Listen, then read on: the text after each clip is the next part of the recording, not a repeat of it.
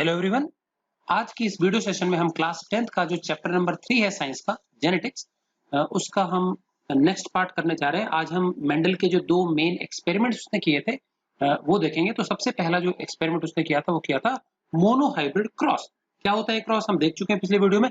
एक ऐसा क्रॉस जहाँ पे दो प्योर पेरेंट्स को क्रॉस करते हैं जिनमें एक ही ट्रेट के कॉन्ट्रास्टिंग जो फॉर्म्स है उसका अंतर होना चाहिए परस्पर। ठीक है, तो इस प्रकार का क्रॉस जिसमें क्या है, एक समय में एक ही ट्रेट के इनहेरिटेंस को स्टडी किया मेंडल ने, ये क्रॉस कहलाया मोनोहाइब्रिड क्रॉस। तो हमको देखना बहुत इंपॉर्टेंट क्वेश्चन है बच्चों। Explain monohybrid cross performed by Mendel and state the laws derived on its basis. तो दो लॉज इसके आधार पर उसने डिराइव किए, बाद में देखेंगे। तो इस क्रॉस का नतीजा जो है, निष्कर्ष है, वो लॉज के रूप में उसने निकाला। ठीक, तो डेफिनेशन सिंपल है जो हम पहले भी डिस्कस कर चुके हैं। A cross between two pure parents, parents pure ही होने चाहिए और प्राकृतिक रूप से प्योर ही मिलते हैं प्लांट्स, उसमें कोई मिलावट नेचर नहीं करता। तो इसमें मेंडल को सफलता मिली, मेंडल लकी था। ठीक है, और पेरेंट्स कैसे होने चाहिए? Each differing in a pair of contrasting forms of a trait. जैसा कि मैं बता चुका हूं, एक ट्रेट सेलेक्ट कर लिया, सपोज हाइट ऑफ प्लांट, तो उसके दो कॉन्ट्रास्टिंग स्वरूप हो गए, टॉलनेस, ड्वार्फनेस। तो एक प्लांट उसने टॉल चुन लिया, एक चुन लिया ड्वार्फ। टॉलनेस वाले में प्राकृतिक रूप से कोई मिलावट नहीं है, तो कैपिटल टी ये दो जीन्स हैं।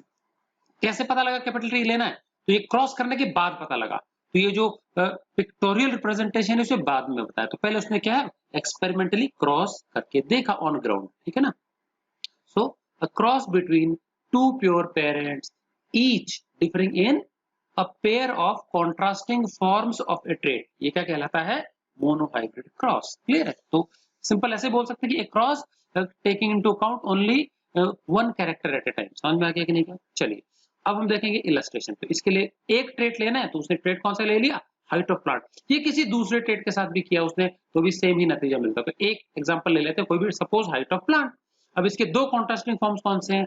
हमने टेबल में डिस्कस किया था। टॉलनेस एक गुण है और उसका विरोधी गुण क्या होगा? ड्वार्फनेस। तो ये लंबी हाइट का प्लांट है, ये छोटी हाइट का प्लांट है। ये 5 फीट का हो जाता है, ये 2-2.5 फीट से ज्यादा नहीं होता। ठीक है, अब इन दोनों के जीनोटाइप्स क्या हैं? जो टॉल प्लांट्स हैं उसमें जो जीन है जो कि टॉलनेस को कंट्रोल करती है वो कैपिटल टी। कैपिटल टी तो बताया जैसे कि गुण को प्रकट करने के लिए जीन जोड़े में होती है, तो दोनों कैपिटल है। तो प्राकृतिक अवस्था में जो टॉल प्लांट्स है उनका जीनोटाइप ये है बच्चों। ठीक है कि नहीं? क्या दोनों जीन्स कैपिटल टी है, जबकि जो ड्वार्फ प्लांट्स है, छोटे साइज के प्लांट है, शॉर्ट हाइट के हैं, उनमें जो जीन है कंट्रोल करने के लिए जोड़े में, वो दोनों के दोनों ही ये जीन है स्मॉल। तो ये दबी हुई है, रिसेसिव है, कम पावरफुल है, और वो वाला डोमिनेंट जीन है, ज्यादा प्रभावशाली जीन है। क्लियर है? चलिए, तो अभी हम देखेंगे एक्चुअल में क्रॉस में होता क्या है। ये दोनों जीन्स जो होती है बच्चों, ये होमोलोगस पेयर ऑफ क्रोमोसोम्स की होती है। ठीक है कि नहीं का? और गैमेट फॉर्मेशन के समय, मियोसिस से जब गैमेट बनता है ना, तो होमोलोगस क्रोमोसोम्स का जोड़ा अलग हो जाता है। ये हमने 9th क्लास में पढ़े थे मियोसिस के स्टेप्स में। ठीक है, so the pair of homologous chromosomes it separates from each other during meiosis। ठीक है कि नहीं क्या? ओके, चलिए तो अभी नीचे स्क्रॉल कर लेते हैं। तो एग्जैक्ट उसने क्रॉस क्या किया था वो हम देख लेते हैं। डायग्रामेटिक पिक्टोरियल रिप्रेजेंटेशन है, एग्जाम में आपको ऐसे ही करना है। ठीक है, चलिए तो मोनोहाइब्रिड क्रॉस मैंने डिस्क्राइब किया है यहाँ इस पिक्चर में। ओके, तो डेफिनेशन वापस लिख दिए। Cross between two pure parents, दो पेरेंट्स के बीच में क्रॉस है, differing in contrasting forms of a trait. एक ही ट्रेट के दो भिन्न भिन्न जो स्वरूप है उनका अंतर रखने वाले पेरेंट्स लेने हैं। तो सपोज हमने एक टॉल प्लांट ले लिया, एक ले लिया ड्वार्फ प्लांट, छोटे हाइट का। तो टॉल वाला भी प्योर है, ड्वार्फ वाला भी प्योर ही है। ओके, अब ये देखिए मैंने एक सिंबल यूज किया, ये मेल का सिंबल है, ब्रैकेट में जो लिखा है। एक सर्कल लगाना है और सर्कल के ऊपर क्या लगाना है? एक एरो लगाना है। समझ में आ गया? तो सर्कल और सर्कल के ऊपर एरो, ये किसका सिंबल है? बायोलॉजी में मेल का सिंबल है, मेल जेंडर। और सर्कल के नीचे प्लस का निशान लगा दें चिपका करके, तो ये फीमेल जेंडर का निशान है। तो बच्चों ड्वार्फ प्लांट को मेंडल ने क्या कर लिया? फीमेल मान लिया, इसको मान लिया मेल। तो हम मेल प्लांट के स्टेमिन से पॉलन्स निकालेंगे आर्टिफिशियली और ट्रांसफर करेंगे किस पे?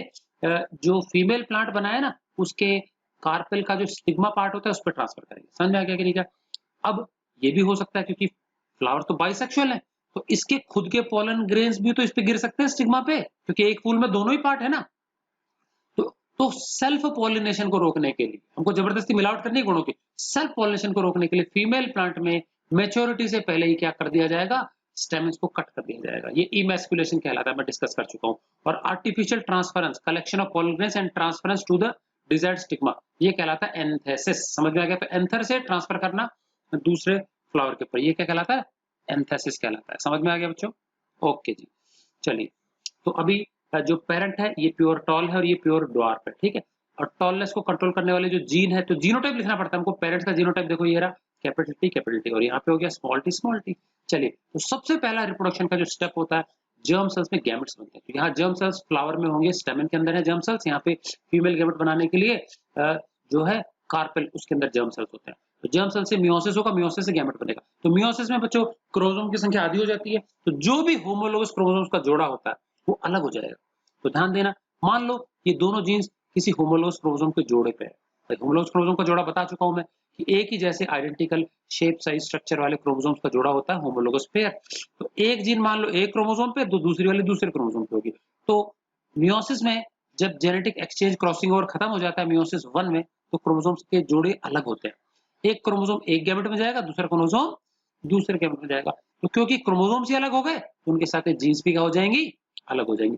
तो ये जो फैक्टर्स या जीन्स का जोड़ा है ना, जो इकट्ठा मिलके टॉलनेस को कंट्रोल कर रहा था, जब गैमेट बनेगा ना, तो प्रत्येक गैमेट में जोड़े में से एक जीन जाएगी, एक इसमें चली गई, एक इसमें चलेगी। इसी प्रकार से जो फीमेल प्लांट है उसमें जो दोनों जीन्स है स्मॉल टी, एक इसमें चली गई, एक इसमें चली गई।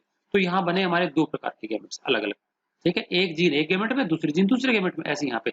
ये प्रक्रिया जो गैमेट फॉर्मेशन वाली होती है, क्रोमोसोम्स के अलग होने से, फैक्टर्स का अलग हो जाना, ये गैमेटोजेनेसिस कहलाती है। तो गैमेट फॉर्मेशन, तो गैमेट्स में ही हो गया। तो ध्यान देंगे बच्चों, पेरेंट्स से गैमेट्स बन गए, ठीक है? अब गैमेट्स का फर्टिलाइजेशन होगा। तो फर्टिलाइजेशन कैसे करना है, रैंडमली करना है। ये जीन जो है ये इस पेरेंट की, ये इन दोनों के साथ फर्टिलाइज हो सकती है, और ये वाले भी इन दोनों के साथ हो सकती है। समझ में आएगा? तो मैथमेटिकल कॉम्बिनेशन क्या है, ये बड़ा जो टी है ये इसके साथ भी जा सकता है और ये इसके साथ भी जा सकता है। खुद ही एक ही पेरेंट की दोनों गैमेट्स नहीं लेनी है, कभी भी मेल मेल गैमेट फर्टिलाइज नहीं होता मेल फीमेल के साथ। तो टी टी और ये दोनों, इसी प्रकार से ये जो बड़ा टी है ये इन दोनों के साथ आ सकता है। तो इसको करने का एक सिंपल सा तरीका है, एक छोटा सा स्क्वायर बॉक्स बना करके हम ये कर सकते हैं, ठीक है कि नहीं है?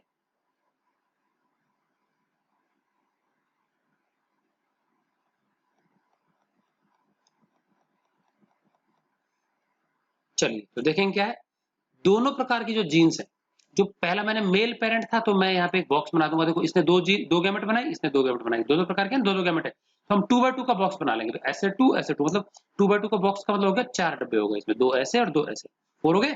चलिए, यहाँ एक एरो खींच देंगे। राइट साइड में जो हमने लिया फीमेल प्लांट, यहाँ फीमेल का निशान लगा दिया, और लेफ्ट साइड में किसका, मेल का निशान लगा दिया।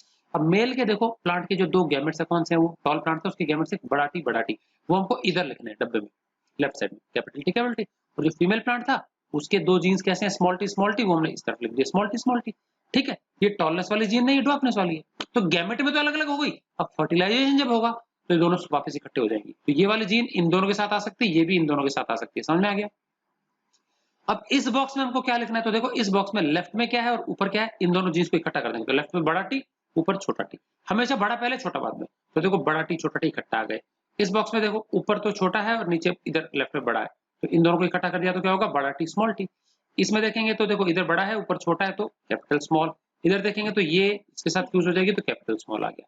ये बिल्कुल वैसा ही जैसे देखो, वैसे भी कर सकते हैं, इसको दोनों के साथ फर्टिलाइज किया तो बड़ा टी छोटा टी, बड़ा टी छोटा टी, ऐसे इसको भी दोनों के साथ किया तो बड़ा टी छोटा टी, बड़ा टी छोटा टी, मतलब 4 बार हमको कैपिटल टी स्मॉल टी का कॉम्बिनेशन मिलेगा। समझ में आ गया? तो अब अगर हम गौर करें, ये जो हमारी जनरेशन है ये F1 है, फर्स्ट फिलियल जनरेशन है। समझ में आ गया बच्चों? और अगर हम देखें चारों प्लांट्स फिनोटिपिकली दिखने में टॉल ही दिखाई देंगे। समझ में आ गया? दिखने में कैसे दिखाई देंगे, टॉल। तो अगर मान लो इसको जीन्स कुछ नहीं देखे तो सारे प्लांट, जो हमारा पहला जो टॉल प्लांट था बिल्कुल उसके शक्ल उसकी जैसे होगी। समझ में आ गया? एक्सटर्नली वो टॉल ही होंगे, लेकिन अगर जीन के हिसाब से देखा जाए तो देखो है तो ये टॉल, एक पेरेंट के जैसे है, टॉलनेस वाला गुण आया, ड्वार्फनेस वाला दब गया, ठीक है? लेकिन जीन्स के हिसाब से देखें तो देखो ये जो टॉल था बच्चों, ये प्योर टॉल था पेरेंट, और ये कैसा है, हाइब्रिड टॉल है। तो मैंने लिख दिया hybrid tall, hybrid tall, hybrid tall, hybrid tall. तो सारे के सारे हाइब्रिड मतलब मिलावटी टॉल मिले।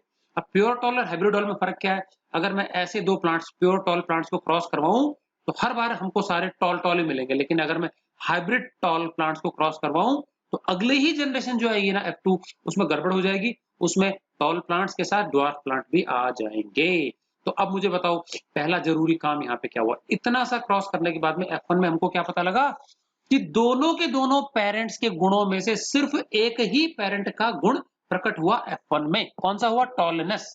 तो यहाँ पर इससे पता लगा कि टॉलनेस वाला गुण हमारा डोमिनेंट गुण है। कौन सा दब गया? एक पेरेंट रिसेसिव वाला, जो कौन सा था, ड्वार्फनेस वाला गुण, छोटे हाइट वाला, वो दब गया, नहीं आया, चारों में से एक भी प्लांट नहीं है, तो इसका मतलब वो हमारा रिसेसिव गुण हो जाएगा। तो यही हमारा लॉ ऑफ डोमिनेंस है। जब कोई भी दो प्योर पेरेंट्स को क्रॉस करवाते हैं जिनमें एक ही ट्रेट के कॉन्ट्रास्टिंग फॉर्म्स का डिफरेंस हो, अंतर हो, तो F1 में फर्स्ट फिलियल जनरेशन में केवल एक ही पेरेंट का गुण प्रकट होगा। प्रकट होने वाला गुण डोमिनेंट गुण कहलाता है। यहाँ पे टॉलनेस है। जो गुण प्रकट नहीं कर पाया अपने आप को F1 में, वो रिसेसिव गुण कहलाता है। यहाँ पर ड्वार्फनेस है। समझ में आ गया? So this particular law is known as law of dominance. इससे पहले एक और पार्ट भी है, लॉ ऑफ यूनिट कैरेक्टर बताएंगे क्या, स्टेटमेंट 1 बताएंगे। ठीक है, चलिए। अब मेंडल ये देखना चाहता था कि अगर दो F1 हाइब्रिड को क्रॉस करवाएं तो सेकंड जनरेशन जो मिलेगी ना हमको F1 हाइब्रिड्स के बाद में, अगली मिलावटी प्लांट्स को क्रॉस करवाएं तो क्या होगा?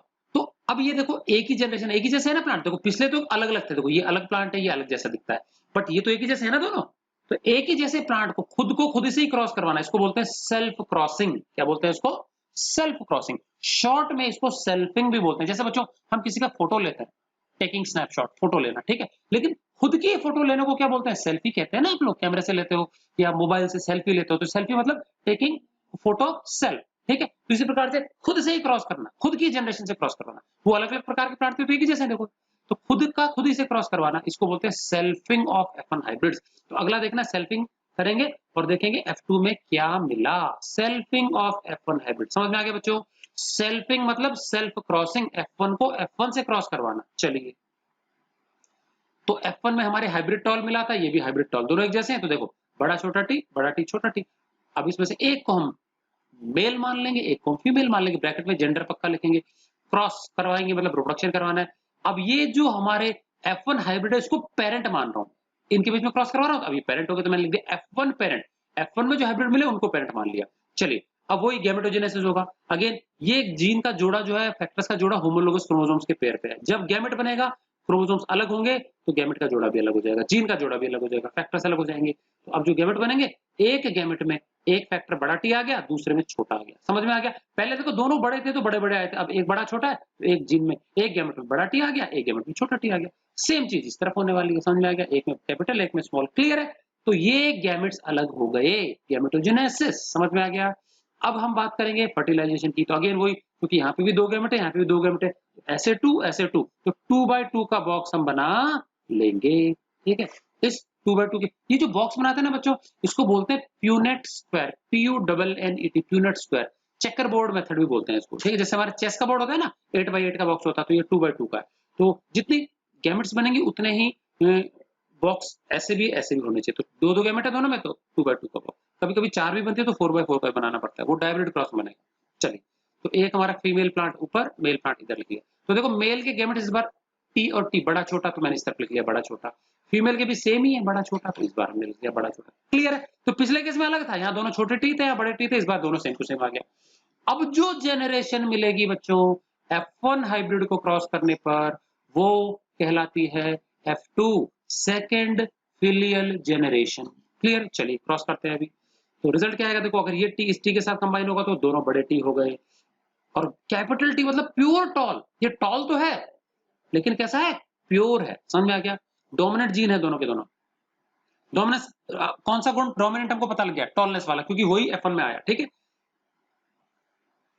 इधर देखो कैपिटल टी स्मॉल टी, ये आ गया कैपिटल टी स्मॉल टी। इधर देखो ऊपर बड़ा नीचे छोटा, ऊपर बड़ा नीचे छोटा, तो कैपिटल टी स्मॉल टी ये आ गया यहाँ पे। और इधर देखो दोनों देखो, ऊपर भी क्या स्मॉल टी है, इधर भी क्या स्मॉल टी है, तो ये दोनों स्मॉल टी आ गए। क्लियर है ये?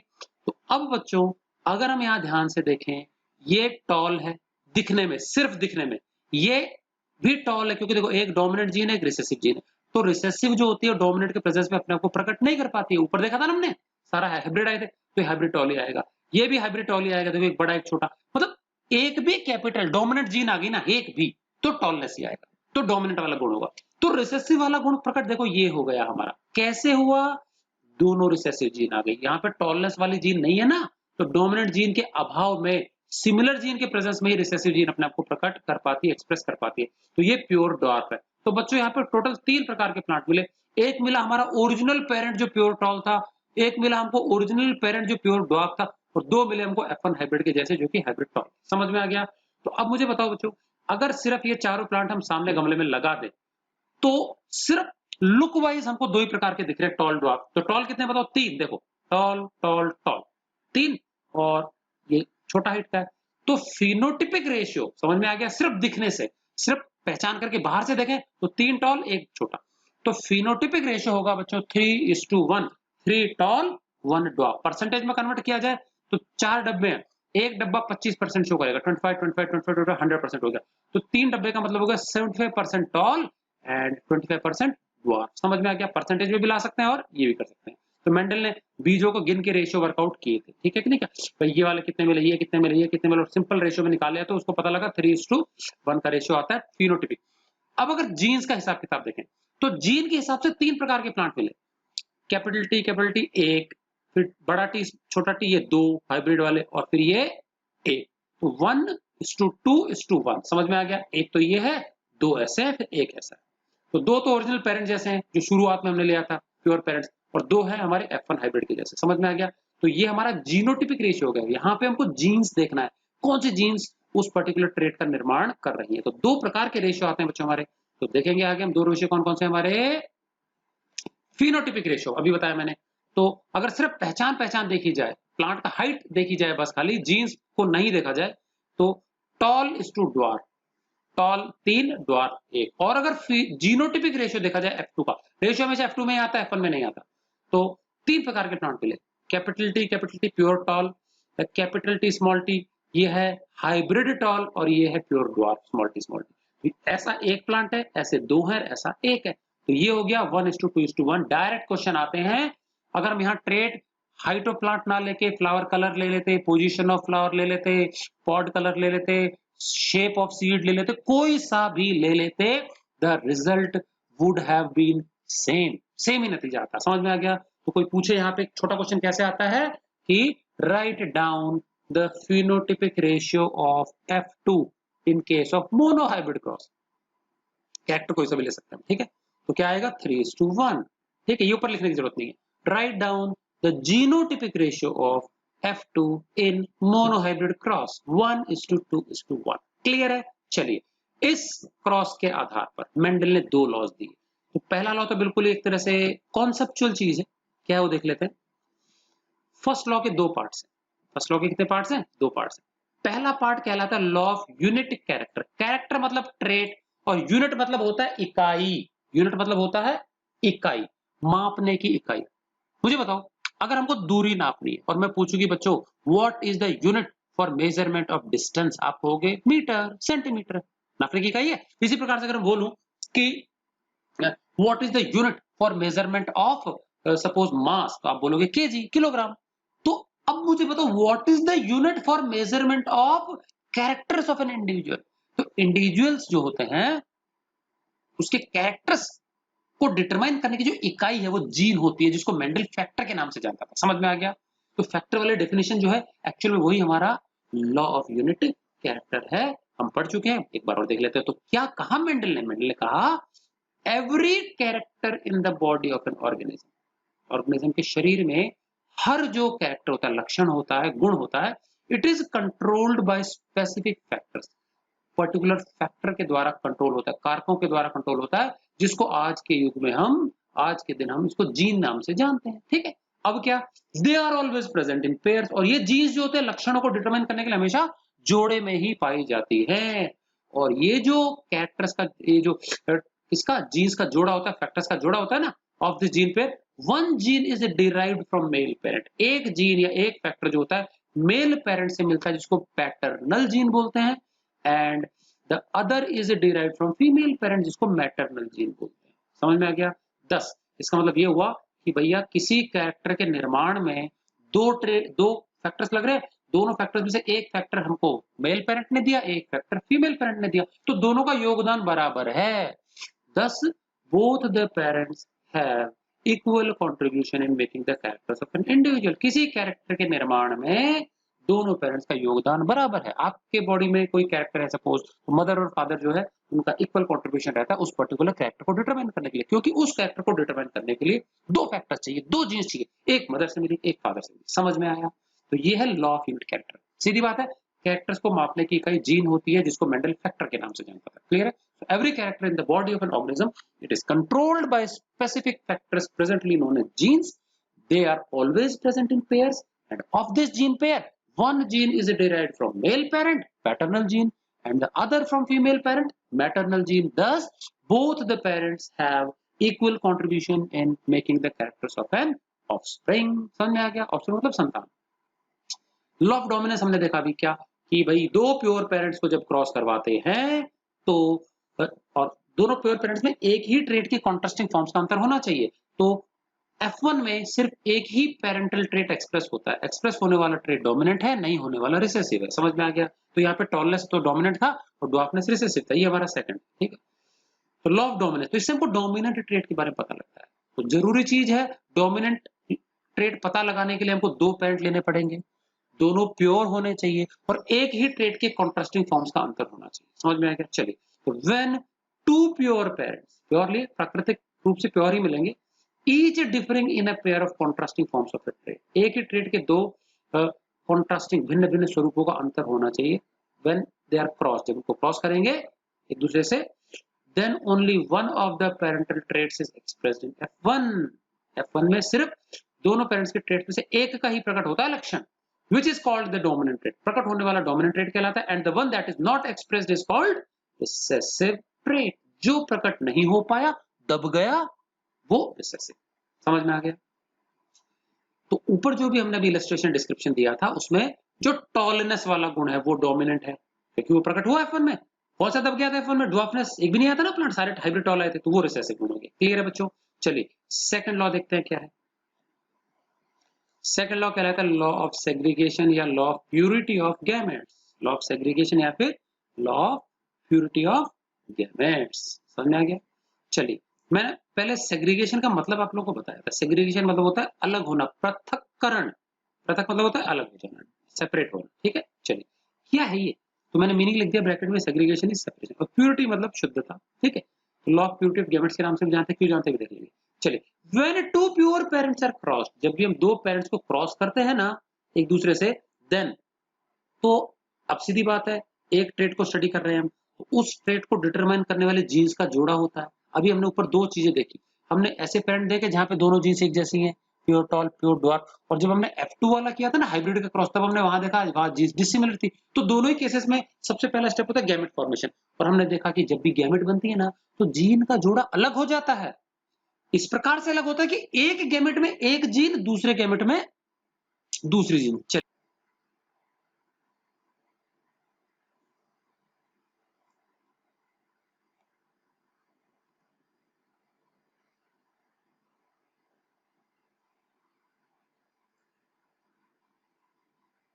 ये देखिए, यहाँ पे हमारा प्योर टॉल प्लांट था, तो इसकी जो जीन है वो कौन सी है बताओ? ये दो अलग अलग हो गई। तो ये क्या कह रहा है कि ये जो पेरेंट है ये प्योर है, ये पेरेंट है ये भी प्योर है, इनकी जब भी गैमेट बनेगा तो इनकी जीन देखो सिमिलर है, तो सिमिलर जीन्स अलग हुई ना आपस में। सिमिलर जीन्स जो होती हैं गैमेट फॉर्मेशन के समय ये क्या हो गई, एक दूसरे से सेपरेट हो गई। तो एक गैमेट में जोड़ में से एक जीन गई, इसमें एक गई। तो अब देखो, ये पेरेंट प्योर था, ये पेरेंट प्योर था, और जीन एक एक आई, तो एक एक तो हमेशा ही प्योर होता है। भाई ये दोनों प्योर कैसे पता लगा? क्योंकि दोनों सिमिलर जीन्स है, ये भी सिमिलर, तो इसलिए प्योर है प्लांट। ठीक है कि नहीं, क्या मिलावट नहीं है। और गैमेट में तो एक ही चीज है, तो कभी भी गैमेट तो हमेशा प्योर ही होगी। समझ में आ गया? ये बिल्कुल वैसे ही जैसे आपको एक बॉक्स दे दिया मैंने, और एक बॉक्स में 5 संतरे रख दिए, और एक ही उसी बॉक्स में 5 हमने क्या रख दिए, एप्पल रख दिए। समझना ध्यान से, 5 संतरे 5 एप्पल, तो ये मिलावट है, ये प्योर नहीं है। फिर दो अलग अलग कार्टन ले लिए मैंने, दो अलग अलग कार्टन ले लिए, ठीक है कि नहीं क्या। अब एक कार्टन में मैंने 50 संतरे रख दिए, दूसरे में 50 एप्पल्स रख दिए। अब मुझे तो पहला कार्टन जो है उसमें सारे के सारे संतरे ही हैं, प्योर है, दूसरे में सारे के सारे एप्पल्स हैं, वो भी प्योर है, एक ही जैसी चीज है। ठीक है, अब खूब सारे यहाँ पार्टिकल्स हैं। ठीक है, अब अगर मैं एक एक डब्बा ले लूं और एक डब्बे में सिर्फ एक ही एप्पल रखूं, एक डब्बे में एक ही ऑरेंज रखूं, तो अकेला एक तो प्योर ही होता है ना, क्योंकि दूसरा चीज ही नहीं है। मिलावट के लिए कम से कम दो तरह की चीज तो होनी चाहिए, तो सिंगल चीज इज ऑलवेज प्योर, समझ में आ गया, एक पार्टिकल हमेशा प्योर ही होगा। तो कह रहा है ये इंडिविजुअल प्योर, ये प्योर, गैमेट बनी तो गैमेट प्योर प्योर, यहां कोई दिक्कत नहीं है। अब सेकंड नंबर केस में देखना, तो ये सिमिलर जीन्स अलग होने से गैमेट बन गया, ठीक है। अब सेकंड केस में देखना, हमने जब सेल्फिंग किया था, इस केस में देखो, अब इस केस में देखो, ये क्या है, हाइब्रिड है, डिसिमिलर जीन्स है, डिसिमिलर है, ये भी अलग हुई तो यहाँ पे एक जीन इसमें आ गई, इसमें आ गई। तो ध्यान देना बच्चों, ये जो इंडिविजुअल है ना, पेरेंट, ये प्योर इंप्योर हो सकते हैं, ऊपर वाले केस में दोनों प्योर थे, यहाँ पे इंप्योर है, हाइब्रिड है, समझ में आ गया। बट जो जीन्स होती है ना, जब गैमेट्स में जाएंगे तो गैमेट हमेशा प्योर ही है, तो यहाँ देखो मिलावटी है, यहाँ मिलावटी है, डिसिमिलर है। बट इधर देखेंगे अगर हम, तो इधर कोई मिलावट नहीं है, एक गैमेट में एक ही जीन है, इसमें भी एक ही जीन है। तो अकेला बड़ा टी है तो ये प्योर ही है, अकेला स्मॉल टी है तो ये भी प्योर ही है, ये भी प्योर है, ये भी प्योर है। इसका मतलब गैमेट हमेशा ही प्योर होती है। जो पेरेंट होता है ना, इंडिविजुअल होता है, वो प्योर इंप्योर हो सकता है, but gamete they are always pure. इसीलिए इस लॉ को क्या कहा गया, law of purity of gametes. तो क्या कहता है ये लॉ सेकंड वाला, कि जब कोई भी पेरेंट रिप्रोडक्शन में हिस्सा लेता है तो सबसे पहला स्टेप गैमेट फॉर्मेशन होता है। और गैमेट फॉर्मेशन में जब भी, चाहे पेरेंट को प्योर ले ले या हाइब्रिड ले ले, है ना, प्योर या हाइब्रिड, तो प्योर लेंगे तो सिमिलर जीन्स का जोड़ा होगा, ऊपर देखा हमने, और हाइब्रिड होगा तो डिसिमिलर जीन्स का होगा। तो जब भी गैमेट बनेगी तो चाहे वो जीन का जोड़ा किसी भी कैरेक्टर के लिए सिमिलर हो या डिसिमिलर जीन का जोड़ा, ये जीन का जोड़ा एक दूसरे से सेपरेट होगा, सेग्रीगेट होगा, इस प्रकार से सेपरेट होगा, इस प्रकार से सेग्रीगेट होगा कि एक गैमेट में, जोड़े में से एक जीन जाएगी, दूसरे गैमेट में दूसरी जाएगी। तो it is the individual that is pure और impure, but gametes are always pure. तो जीन्स का, फैक्टर्स का अलग अलग हो जाना गैमेट्स में, ये है लॉ ऑफ सेग्रीगेशन, पहला स्टेप है ये, समझ में आ गया। तो लॉ ऑफ सेग्रीगेशन ये, तो हर क्रॉस में ये यूज होगा, ठीक है। तो जीन्स हमेशा अलग हो जाएंगी। तो सेकंड लॉ पढ़ लेते हैं, क्या देखेंगे, क्या कहता है law of segregation, when two parents, दो पेरेंट आर क्रॉस्ड, जब भी हम दो पेरेंट्स को क्रॉस करें एक दूसरे से with each other, then the similar और dissimilar allele pair for controlling a particular trait separate from each other during gamete formation, समझ में आ गया। तो वो जो जीन का जोड़ा है ना किसी पर्टिकुलर ट्रेट के लिए, चाहे वो सिमिलर हो, एक जैसा हो, या डिसिमिलर अलील पेयर हो, अलग अलग भिन्न भिन्न हो, बड़ा टी छोटा टी हो, या बड़ा बड़ा या छोटा छोटा टी, कैसा भी हो कोई फर्क नहीं पड़ रहा, ये जीन का जोड़ा एक दूसरे से अलग होगा। कब अलग होगा, ड्यूरिंग गैमेट फॉर्मेशन, समझ में आ गया, गैमेट बनने के वक्त ये अलग होगा। सच दैट, इस प्रकार से अलग होगा, इस प्रकार से सेपरेट होगा कि each gamete receives only one factor of that trait, उस ट्रेट के जो दोनों फैक्टर्स हैं उसमें से एक गैमेट में एक ही फैक्टर आएगा, दूसरे में दूसरा, और क्योंकि एक ही आएगा तो एक चीज तो हमेशा प्योर ही होती है, समझ में आ गया कि नहीं क्या। तो दीज फैक्टर्स, अब ये फैक्टर्स एक बार गैमेट में अलग अलग हो गए, जब दोबारा फर्टिलाइजेशन होगा, जाइगोट बनेगा, वापस इकट्ठे आ जाएंगे, इकट्ठे आ जाएंगे तो फिर गुण को एक्सप्रेस कर देंगे। जब तक इंडिविजुअल जिएगा, थ्रू आउट द लाइफ इकट्ठे रहेंगे, फैक्टर एक्सप्रेस कर देंगे, ठीक है। तो देखो क्या है, these factors again come together in zygote, zygote में वापस आ जाते हैं इकट्ठे after fertilisation, and remain together throughout the life, जीवन में एक दूसरे के साथ रहते हैं। अब सुनो ध्यान से, बहुत जरूरी चीज, मान लो बड़ा टी छोटा टी, ठीक है, जब हमने हाइब्रिड वाले को क्रॉस कराया था ना, बड़ा टी छोटा टी, तो जब हाइब्रिड प्लांट बना तो बड़ी जीन टॉलनेस वाली, छोटी जीन ड्वार्फनेस वाली इकट्ठे आ गई। अब टॉलनेस वाली जीन डोमिनेंट है तो उसके प्रेजेंस में ड्वार्फनेस वाली जीन जो है स्मॉल टी, उसका जो एक्सप्रेशन है दब गया, तो वो प्लांट टॉल हो गया।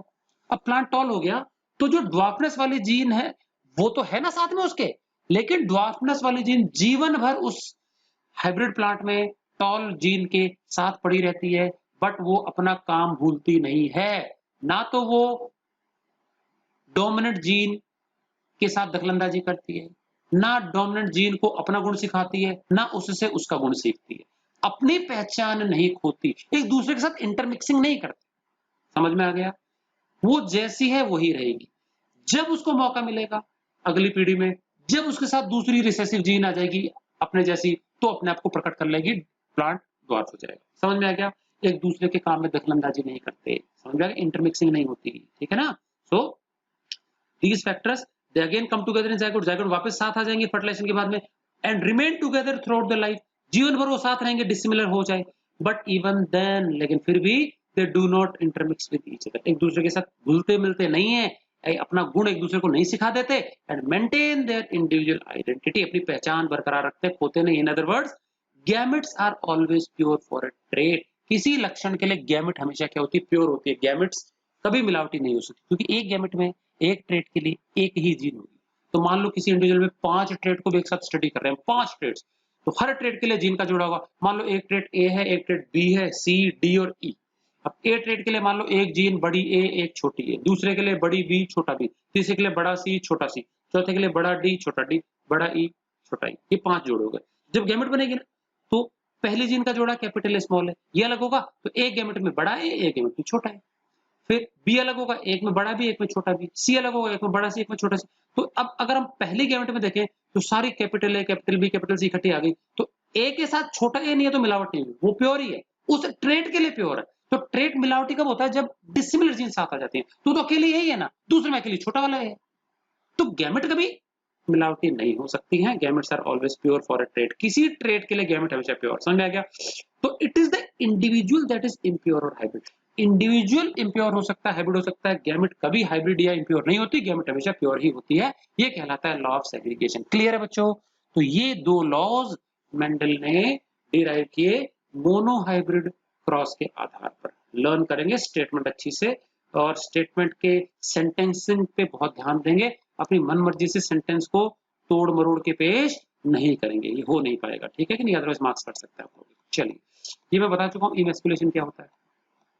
मैंने बताया था दो सेलेक्टेड प्लांट्स के बीच में जब हम क्रॉस ब्रीडिंग करवाते हैं तो एक को मेल प्लांट मान लिया, एक को फीमेल मान लिया। तो जिसको हमने मेल प्लांट माना, उसके स्टेमिस यूज करने वाले, जिसको फीमेल प्लांट माना है, उस फीमेल प्लांट के खुद के स्टेमिस यूज नहीं होने चाहिए, उसके पॉलन्स उस पर नहीं गिरने चाहिए। तो मेच्योरिटी से पहले जो फीमेल प्लांट होता है उसके पेटल्स को लिफ्ट करके उसके स्टेमिस को काट दिया जाता है। This cutting down of the stamens of the female plant before maturity so as to prevent self pollination, ये कहलाता है emasculation. Masculine part, male part को हटाना, कटिंग करना सीजर से, in order to allow cross breeding between two selected या desired plants। दो selected plants के बीच में यदि हम cross breeding करवाते हैं, reproduction करवाते हैं, self pollination must be prevented। तो समझ में आ गया?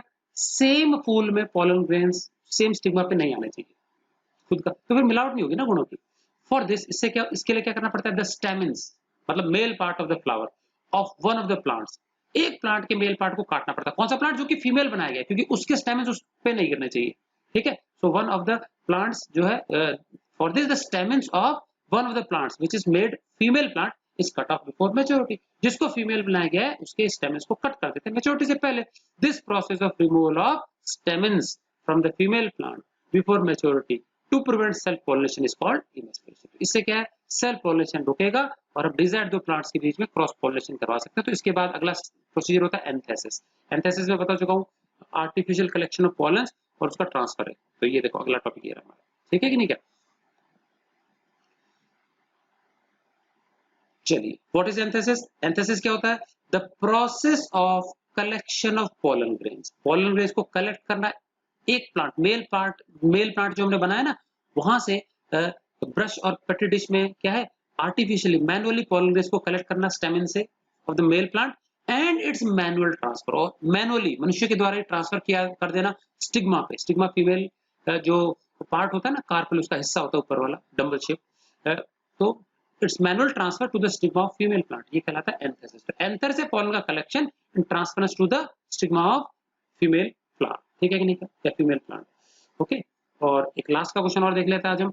कौन सा लॉ है बच्चों जो कि मेंडल का जो मोनोहाइब्रिड क्रॉस था उसके आधार पर नहीं समझा जा सकता? तो मैं बता चुका हूं, मोनोहाइब्रिड क्रॉस के आधार पर मेंडल के 3 में से फर्स्ट 2 लॉ समझे जा सकते हैं। कौन से? पहला बताया law of unit character and law of dominance देख चुके, लॉ ऑफ सेग्रीगेशन या law of purity of gametes देख चुके, 2 लॉज देख चुके हम मोनोहाइब्रिड क्रॉस के आधार पे। तो एक और लॉ रह गया हमारा, लॉ ऑफ इंडिपेंडेंट असॉर्टमेंट। इसको मोनोहाइब्रिड क्रॉस की मदद से नहीं समझ सकते, इसको समझेंगे डायहाइब्रिड क्रॉस की मदद से नेक्स्ट वीडियो में। तो पहले मैं समझाऊंगा क्या होता है डायहाइब्रिड क्रॉस, और उसके बाद देखेंगे ये लॉ क्या कहता है, उसका निष्कर्ष क्या निकला। क्लियर है? तो ये क्वेश्चन बहुत इंपॉर्टेंट था, मोनोहाइब्रिड क्रॉस और उससे निकलने वाले डिराइव किए गए दोनों लॉज। अच्छे से इसको समझ करके नोट्स तैयार करेंगे, प्रिपेयर करेंगे, बार बार रिवाइज करेंगे। और बहुत जरूरी चीज है, इन प्रोसेस को अच्छे से समझने के लिए आपको वो टर्मिनोलॉजी मेंडल की जो है वो अच्छे से समझनी होगी। क्लियर है? चलिए, तो आज की वीडियो के लिए इतना ही। आई होप आपको अच्छे से समझ में आया होगा। इसको पूरा अंत तक अच्छे से देखेंगे, उसके बाद नोट करेंगे। क्लियर है? So will meet in the next video. Till then goodbye and thanks for watching.